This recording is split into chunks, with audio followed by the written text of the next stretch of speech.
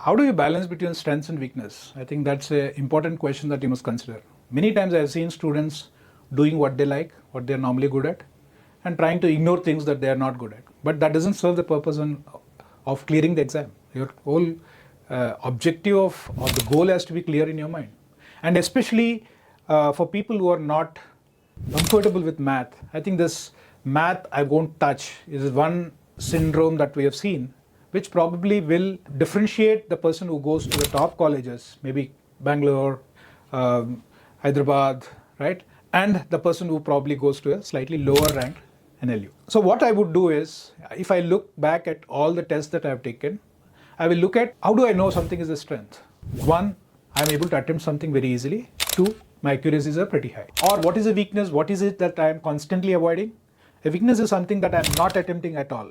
It basically means that I'm avoiding this, something that I'm making lots of mistakes in. So you need to fix this.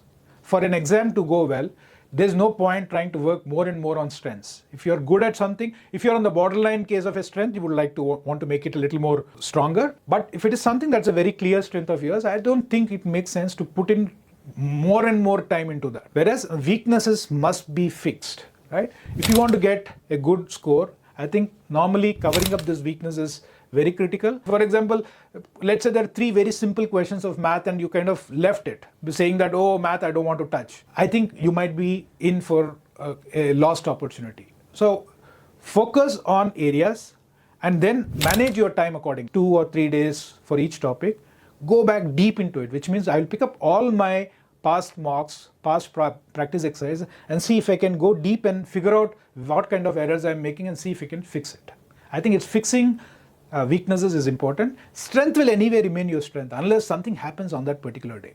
So my suggestion is allocate days for weakness. Somebody says, sir, math I don't want to touch at all. But please go back, look at the questions that have come in the CLAT, the other exams. Make sure that at least those questions are done. Your mocks, there are so many mocks that you would have done. Make sure that you go back and at least solve them, if not anything else. And when do you know you have understood something? When you are able to explain it to somebody else. I think that is when your weakness ends up becoming your strength, if not a strength, at least a neutral one. So spend time, focus on it. So it does not have to be close to the exam. You say that, okay, in the first 10 days or 15 days of November, I'm going to focus on my weaknesses and work on it and then come back and do whatever you've always been doing. So that I think is critical. To summarize, the end goal is cracking the exam, not to do what you like.